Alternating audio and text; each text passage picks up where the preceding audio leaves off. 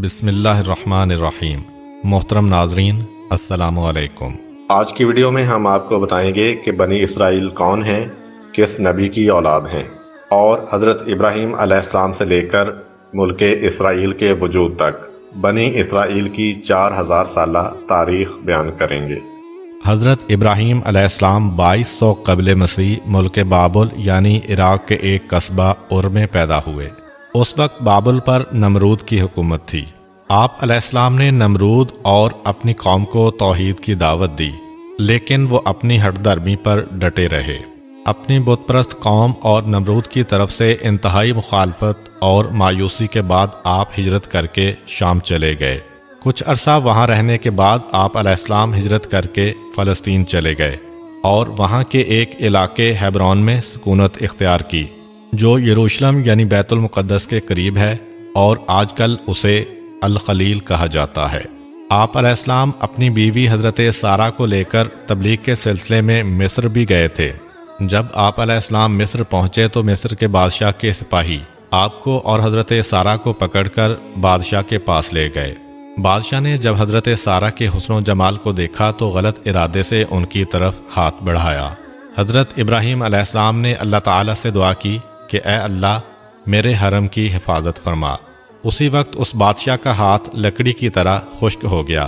اس نے حضرت ابراہیم علیہ السلام سے التجا کی کہ اپنے اللہ سے دعا کرو کہ میرا ہاتھ ٹھیک ہو جائے، میں اب یہ حرکت نہیں کروں گا۔ حضرت ابراہیم علیہ السلام نے دعا کی تو اس کا ہاتھ ٹھیک ہو گیا، لیکن اس کے بعد پھر اس نے وہی حرکت کی۔ حضرت ابراہیم علیہ السلام نے دعا کی تو اس کا ہاتھ پہلے کی طرح لکڑی کی مانند ہو گیا۔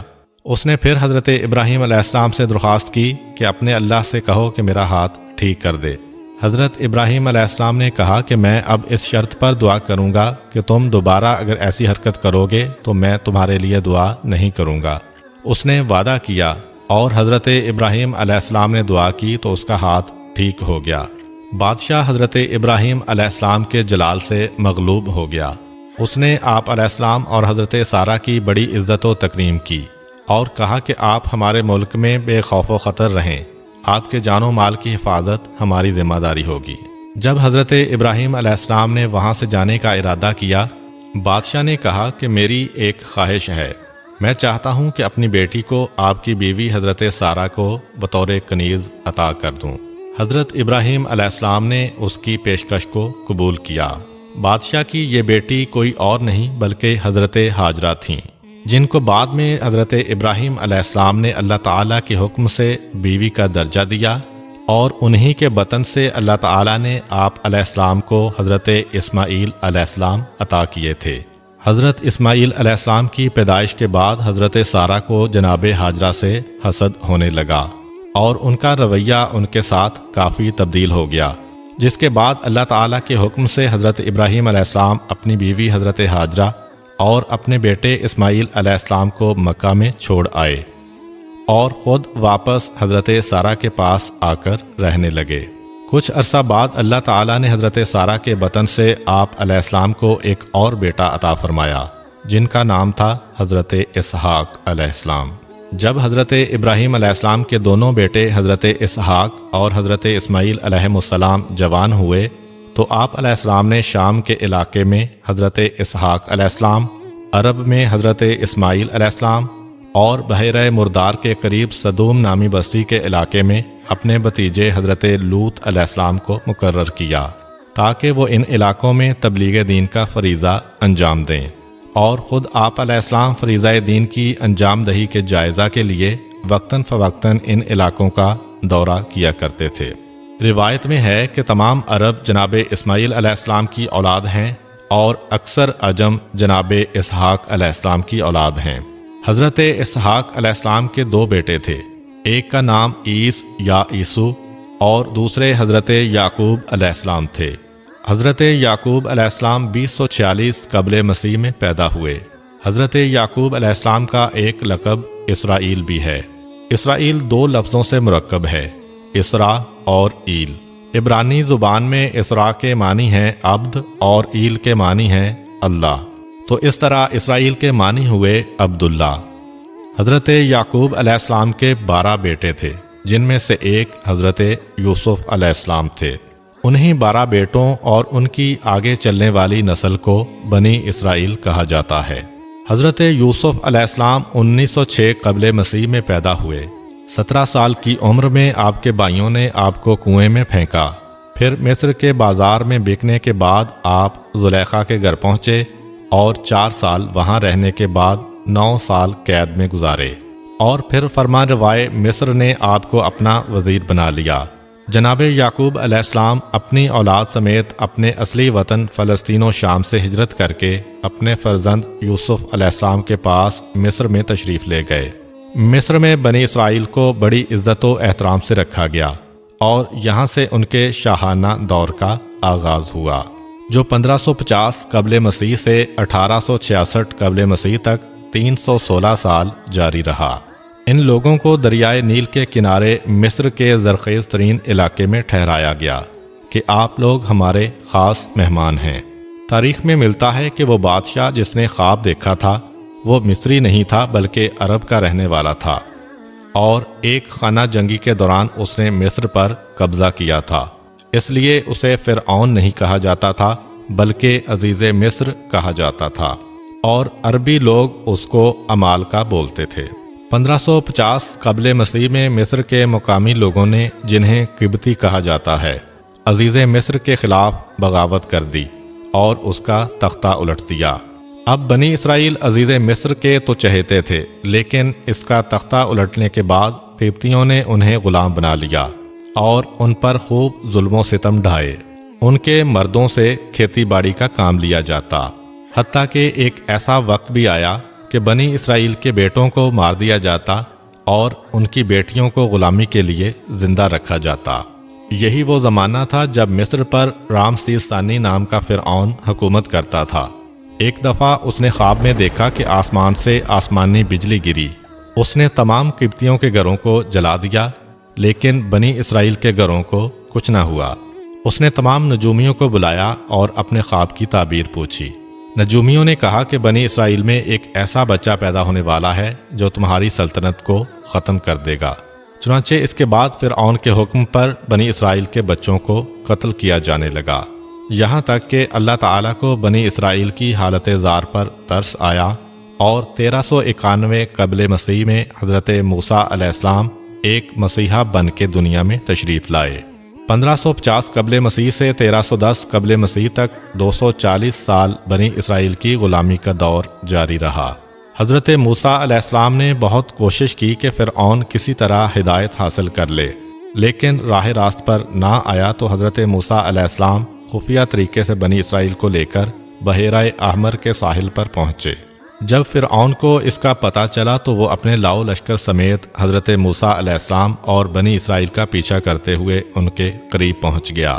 اللہ تعالیٰ نے حضرت موسیٰ علیہ السلام کو حکم دیا کہ اپنا عصا پانی پر مارو، اور جب آپ نے اپنا عصا پانی پر مارا تو دریا میں ایک راستہ بن گیا۔ چنانچہ حضرت موسیٰ علیہ السلام اور بنی اسرائیل نے اس راستے سے دریا پار کیا۔ فرعون نے جب یہ دیکھا تو وہ بھی اپنے لشکر سمیت پانی میں داخل ہو گیا۔ جب وہ عین وسط میں پہنچا تو اللہ تعالیٰ نے پانی کو حکم دیا کہ آپس میں مل جا، اور یوں اس طرح فرعون اپنے لاؤ لشکر سمیت پانی میں غرق ہو گیا۔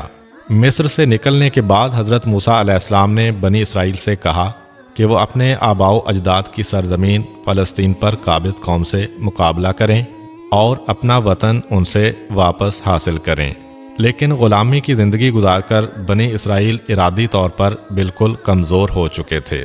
چنانچہ انہوں نے کہا کہ اے موسیٰ، آپ اور آپ کا خدا لڑو، ہم تو یہیں بیٹھے ہیں۔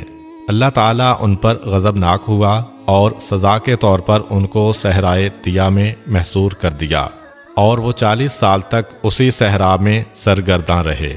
انہی 40 سالوں کے دوران حضرت موسیٰ علیہ السلام اور ان کے بھائی حضرت ہارون علیہ السلام وفات پا گئے، اور تب تک ایک نئی نسل بھی جوان ہو چکی تھی جو ارادی طور پر اپنے آباء سے مضبوط تھی۔ چنانچہ حضرت موسیٰ علیہ السلام کے وصی حضرت یوشع بن نون کے دور میں ان کی قیادت میں بنی اسرائیل نے جنگ کی اور سرزمین مقدس فلسطین کو قابض اقوام سے دوبارہ حاصل کیا۔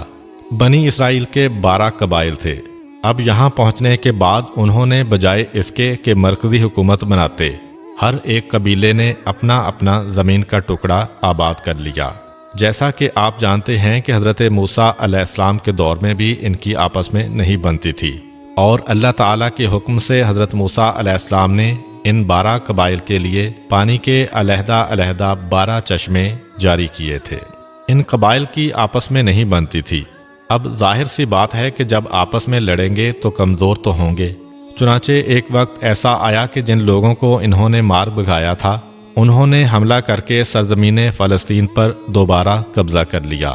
کچھ عرصہ بعد بنی اسرائیل کے نوجوانوں کو یہ احساس ہوا کہ ہم سے غلطی ہوئی ہے کہ ہم نے متحد ہو کر اپنی سرزمین کا دفاع نہ کیا۔ چنانچہ اب احساس ہونے کے بعد انہوں نے اس وقت کے نبی حضرت سموئیل علیہ السلام سے کہا کہ ہمارے لیے ایک سپاہ سالار منتخب کر دیجئے، ہم دوبارہ قوم مشرکین کا مقابلہ کریں گے اور اپنا وطن حاصل کریں گے۔ حضرت سموئیل علیہ السلام نے کہا کہ دیکھ لو، تم پھر کمزوری دکھاؤ گے۔ انہوں نے کہا کہ نہیں، اس طرح کی ذلت کی زندگی سے موت بہتر ہے، جو بھی ہو ہم ضرور لڑیں گے۔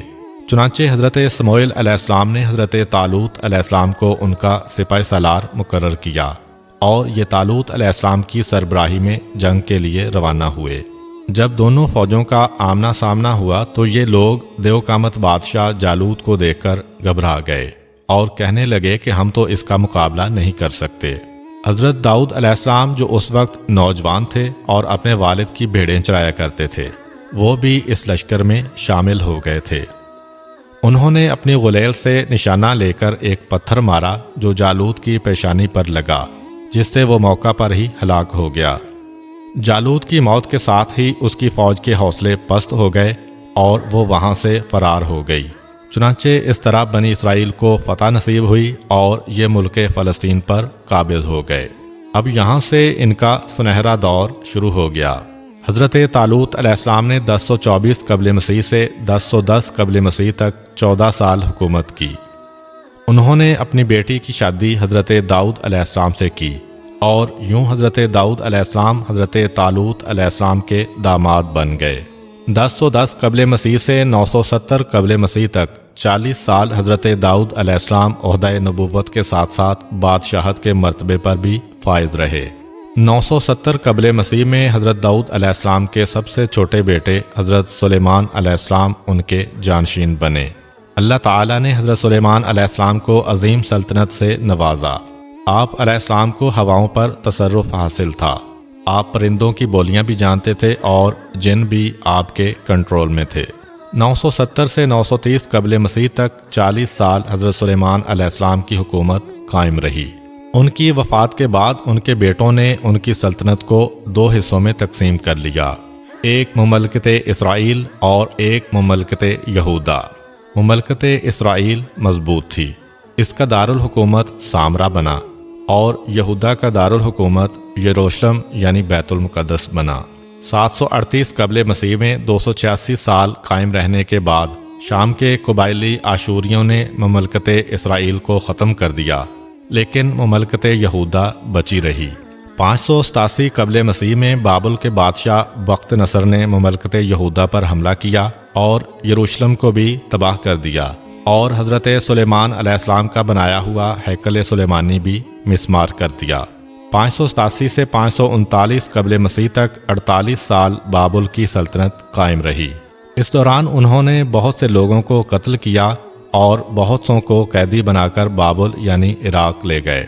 539 قبل مسیح میں ایران کے بادشاہ ذوالقرنین نے بابل پر حملہ کر دیا اور اسے تباہ و برباد کر دیا۔ اب ایران کے بادشاہ نے بنی اسرائیل کو بابل سے ان کے آبائی وطن فلسطین واپس جانے کی اجازت دے دی۔ اب جب وہ وہاں پر پہنچے تو وہاں کی مقامی آبادی جس کو انہوں نے وہاں سے نکالا تھا دوبارہ وہاں پر آباد ہو چکی تھی۔ انہوں نے ان کے وہاں پر رہنے میں رکاوٹ پیدا کی اور نہ وہ ان کو وہاں پر دوبارہ عبادت گاہ تعمیر کرنے کی اجازت دے رہے تھے۔ اس وقت بادشاہ ذوالقرنین تو انتقال کر چکا تھا۔ ایک اور بادشاہ تھا جس کا نام تھا دارا اول۔ اس نے اپنے گورنر کو حکم دیا کہ ہیکل سلیمانی بنانے میں ان لوگوں کی مدد کرو۔ چنانچہ 522 قبل مسیح میں ہیکل سلیمانی کی دوبارہ تعمیر کی گئی، جسے بخت نصر نے مسمار کر دیا تھا۔ اسی ایرانی سلطنت کے دور میں حضرت عزیر علیہ السلام نے دیکھا کہ شہر سارے کا سارا آباد ہے۔ واضح رہے کہ اس سے 100 سال پہلے حضرت عزیر علیہ السلام گھومتے گھماتے یہاں تشریف لائے تھے۔ اس وقت شہر تباہ و برباد ہوا پڑا تھا۔ تب ان کے ذہن میں یہ خیال آیا تھا کہ اس طرح مسمار ہونے کے بعد اللہ تعالیٰ اس شہر کو کیسے آباد کرے گا۔ تو اللہ تعالیٰ نے اپنی قدرت دکھانے کے لیے ان کی روح قبض کر لی اور وہ 100 سال تک وہیں پڑے رہے۔ 100 سال کے بعد جب وہ بیدار ہوئے تو ان کے پاس اللہ تعالیٰ کی طرف سے ایک فرشتہ آیا اور ان سے پوچھا کہ آپ کتنا عرصہ یہاں سوئے رہے ہیں؟ حضرت عزیر علیہ السلام نے کہا کہ 1 دن یا اس سے بھی کم۔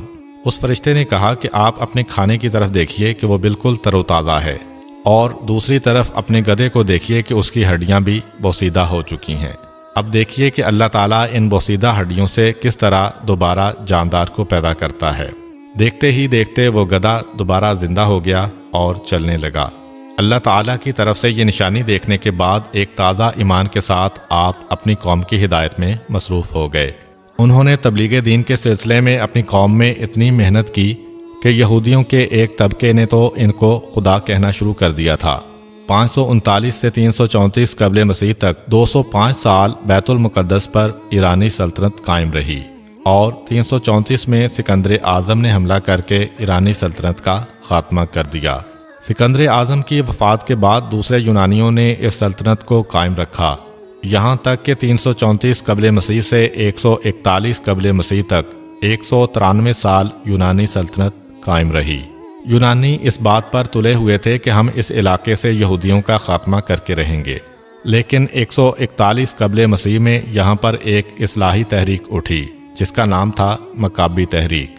انہوں نے یونانیوں کو شکست دے کر یہاں پر ایک بڑی مملکت قائم کی۔ یہ مملکت حضرت سلیمان علیہ السلام کی مملکت سے بھی بڑی تھی، یعنی جن علاقوں کو حضرت سلیمان علیہ السلام فتح نہیں کر پائے تھے ان کو بھی ان لوگوں نے فتح کر لیا۔ اس سلطنت کو کہا گیا مکابی سلطنت، اور یہ 141 سے 78 قبل مسیح تک 63 سال قائم رہی۔ اب پھر ہوا یہ کہ بنی اسرائیل کے 12 قبائل نے آپس میں لڑنا شروع کر دیا، اور ان 12 قبائل میں سے ایک قبیلے نے رومی سلطنت کے بادشاہ پومپی کو کہا کہ آپ یہاں آئیے اور اس سرزمین پر قبضہ کر لیجئے۔ پومپی نے حملہ کر کے یہاں پر قبضہ کر لیا اور رومی سلطنت قائم کر دی۔ اب اس کا طریقہ حکومت یہ تھا کہ یہودیوں میں سے کسی طاقتور فرد کو حکومت پر کھڑا کر دیتا تھا اور کہتا تھا کہ ہمیں ٹیکس دیتے رہو اور ہمارے نمائندے بن کے حکومت کرتے رہو۔ اس طرح یہاں پہ حکومت تو یہودی کر رہے تھے، لیکن لا اینڈ آرڈر رومیوں کا چلتا تھا۔ یہ سلسلہ 63 قبل مسیح سے 70 عیسوی تک 133 سال چلتا رہا۔ 133 سال بعد یہودی نوجوانوں میں ایک کھلبلی مچ گئی کہ ہم رومیوں کو کیوں ٹیکس ادا کریں۔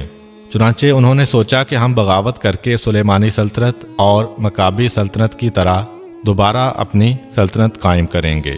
رومی بادشاہ نے رومن ٹائٹس نامی ایک جرنیل کو ان کے مقابلے کے لیے بھیجا، جس نے آ کے اس پورے شہر کو ہی تہہ و بالا کر دیا۔ اس نے دوبارہ دارا اول کے دور میں جو ہیکل سلیمانی تعمیر ہوا تھا اس کو زمین بوس کر دیا۔ صرف ایک دیوار باقی بچی جسے ویسٹرن وال یا دیوار گریا کہتے ہیں، باقی سارا مسمار ہو گیا۔ صرف اتنا ہی نہیں بلکہ اس نے تمام یہودیوں کو وہاں سے نکال دیا۔ یہیں سے ان کا دور انتشار شروع ہوا اور یہ پوری دنیا میں منتشر ہو گئے۔ کچھ عرب چلے گئے، کچھ یورپ اور کچھ افریقہ میں چلے گئے۔ 70 عیسوی سے 1917 عیسوی تک یہ یوں ہی در بدر بھٹکتے رہے، اور 1917 میں جا کر 1847 سال بعد ان کو واپسی کا موقع ملا۔ اب جس وقت رومن امپائر چل رہی تھی اسی دوران 320 قبل مسیح میں رومن بادشاہ ایمپرر کانسٹنٹائن عیسائی ہو گیا۔ اس کو کسی نے کہا کہ اگر صلیب اٹھا کر جنگ کرو گے تو جیت جاؤ گے۔ چنانچہ اس نے ایسا کیا اور اسے فتح نصیب ہوئی۔ اس نے سوچا کہ سب سے بہترین مذہب یہی ہے، اسی لیے اس نے عیسائیت کو قبول کر لیا۔ عیسائیت قبول کرنے کے بعد اس نے اعلان کیا کہ ہماری سلطنت کا قومی مذہب عیسائیت ہوگا۔ اب عیسائیت اور یہودیت میں تو زمین آسمان کا فرق ہے۔ عیسائی حضرت عیسیٰ علیہ السلام کو اللہ کا بیٹا مانتے ہیں اور یہودی انہیں انسان کا بیٹا مانتے ہیں۔ اور دوسرا جو 30 عیسوی میں حضرت عیسیٰ علیہ السلام کو سولی پر چڑھایا گیا تھا، وہ بھی رومن امپائر نے یہودیوں کے کہنے پر کیا تھا۔ اللہ تعالیٰ نے حضرت عیسیٰ علیہ السلام کو زندہ آسمان پر اٹھا لیا تھا اور ان کی جگہ اس شخص کو سولی پر چڑھا دیا گیا تھا جس نے ان کی مخبری کی تھی، اور اس کی شکل حضرت عیسیٰ علیہ السلام سے ملتی تھی۔ یہ شخص حضرت عیسیٰ علیہ السلام کے حواریوں میں سے تھا، اور تھوڑی سی رقم کے لالچ میں آ کر اس نے حضرت عیسیٰ علیہ السلام کی مخبری کر دی تھی کہ وہ کہاں پہ موجود ہیں۔ اس طرح یہودیوں نے ان کو پکڑ کر انہیں سولی پر چڑھانے کی کوشش کی تھی۔ اب یہاں پہ معاملہ الٹا ہو گیا۔ پوری رومن امپائر چونکہ عیسائیت کی پیروکار ہے، اس لیے عیسائی اکثریت جبکہ یہودی اقلیت میں آ گئے۔ چنانچہ عیسائیوں نے یہودیوں کو چن چن کے مارنا شروع کر دیا۔ اب یہاں پہ تو یہودیوں کو مار پڑ ہی رہی تھی، لیکن پوری دنیا میں چونکہ رومی سلطنت تھی، اس لیے دنیا میں جہاں بھی یہودی نظر آتا اس کو وہاں پر مارنا اور ستانا شروع کر دیتے۔ وقت گزرتا گیا اور 571 عیسوی میں ہمارے آخری نبی حضرت محمد صلی اللہ علیہ وآلہ وسلم دنیا میں تشریف لائے، اور 610 عیسوی میں انہوں نے نبوت کا اعلان کیا۔ اس کے 5 سال بعد 615 عیسوی میں ایران کے بادشاہ خسرو پرویز نے حملہ کر کے یروشلم پر قبضہ کر لیا اور مجوسی سلطنت قائم کر لی، جو کہ 615 سے 624 تک 9 سال جاری رہی۔ رومی سلطنت کے خاتمے پر مکہ کے بت پرست بہت خوش تھے، کیونکہ وہ بھی غیر اللہ یعنی بتوں کی پوجا کرتے تھے، اور ایران کے مجوسی بھی غیر اللہ یعنی آگ کی پوجا کرتے تھے، جبکہ مسلمان ناخوش تھے، کیونکہ یہ بھی اللہ اور رسول کو ماننے والے تھے، اور عیسائی بھی اللہ اور رسول کو ماننے والے تھے۔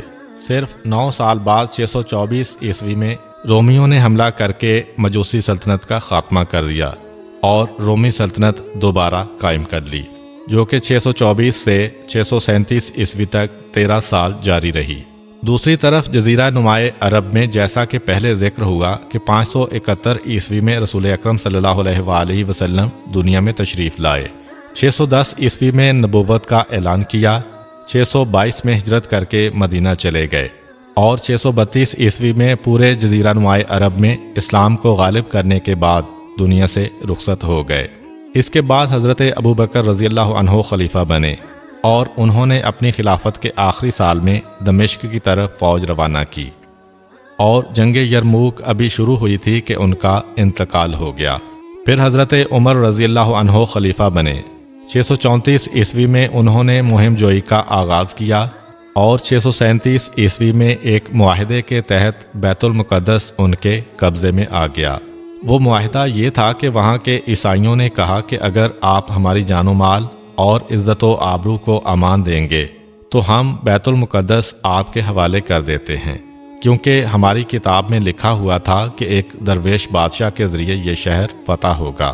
جو معاہدہ عیسائیوں نے کیا تھا اس میں ایک شک یہ بھی تھی کہ یہاں پہ عیسائی اور مسلمان بس سکتے ہیں، لیکن یہودی نہیں بس سکتے، اور نہ یہودی یہاں آ سکتے ہیں۔ حضرت عمر رضی اللہ عنہ نے کہا کہ یہ ان کے ساتھ ایک طرح سے زیادتی ہوگی، کیونکہ یہاں پر ان کے بھی مقدس مقامات ہیں، ان کے بھی جد امجد وغیرہ کی قبریں یہاں پر ہیں۔ تم بسنے نہیں دینا چاہتے تو ٹھیک ہے، لیکن آنے کی اجازت تو دینی چاہیے۔ وہ اس بات پر مان گئے۔ چنانچہ حضرت عمر رضی اللہ عنہ کے دور میں تقریباً 600 سال کے بعد ان کو اپنے مقدس مقامات کی زیارت نصیب ہوئی۔ حضرت عمر رضی اللہ عنہ کے بعد حضرت عثمان رضی اللہ عنہ اور پھر حضرت علی رضی اللہ عنہ خلافت پر فائز ہوئے، اور خلافت راشدہ کے بعد بنو امیہ کے دور میں اسپین میں بھی اسلام داخل ہوا۔ وہاں پر بھی عیسائی لوگ یہودیوں کو بہت مارتے تھے۔ یہودیوں نے راستوں کی رہنمائی میں مسلمانوں کی مدد کی، اور مسلمان فتوحات کرتے چلے گئے تو وہاں پر یہودیوں اور مسلمانوں میں دوستی ہو گئی۔ مسلمانوں نے سوچا کہ ان لوگوں نے ہمارے ساتھ تعاون کیا ہے، چنانچہ مسلمانوں نے ان کو نوازا اور ان کو عزت و احترام سے رکھا۔ 637 عیسوی سے 1099 عیسوی تک 462 سال کے عرصہ میں یہ شہر مسلمانوں کے قبضے میں رہا، جس میں خلافت راشدہ بھی شامل ہے، اور بنو امیہ، بنو عباس اور فاطمی سلطنت بھی شامل ہے۔ 1099 عیسوی میں یہ شہر صلیبی حکومت کے قبضے میں آ گیا۔ عیسائیوں نے جو جنگیں لڑی ہیں، خاص طور پر بیت المقدس پر قبضہ کرنے کے لیے، انہیں صلیبی جنگیں کہا جاتا ہے۔ 1099 سے 1187 عیسوی تک 88 سال بیت المقدس صلیبی حکومت کے قبضے میں رہا۔ عیسائیوں نے نہ صرف بیت المقدس پر قبضہ کیا بلکہ اسپین سے بھی مسلمانوں کو مار بھگایا۔ اسپین میں انہوں نے مسلمانوں کو بھی مارا اور یہودیوں کو بھی۔ یہودی جان بچانے کے لیے بھاگ کر چلے گئے عثمانی خلافت کے پاس، جو 1300 عیسوی میں قائم ہوئی تھی۔ 1099 سے 1187 تک 88 سال صلیبی حکومت کے قبضے میں رہنے کے بعد تیسری مرتبہ بیت المقدس کو ایک مسلمان سپاہی صلاح الدین ایوبی نے فتح کیا۔ عیسائیوں نے بیت المقدس پر دوبارہ قبضہ کرنے کے لیے 8-9 دفعہ چڑھائی کی، لیکن وہ کامیاب نہ ہو سکے۔ صلیبیوں کے بعد مملوک کی حکومت آ گئی اور مملوک کی حکومت کے بعد 1517 عیسوی میں بیت المقدس خلافت عثمانیہ کے قبضے میں آ گیا۔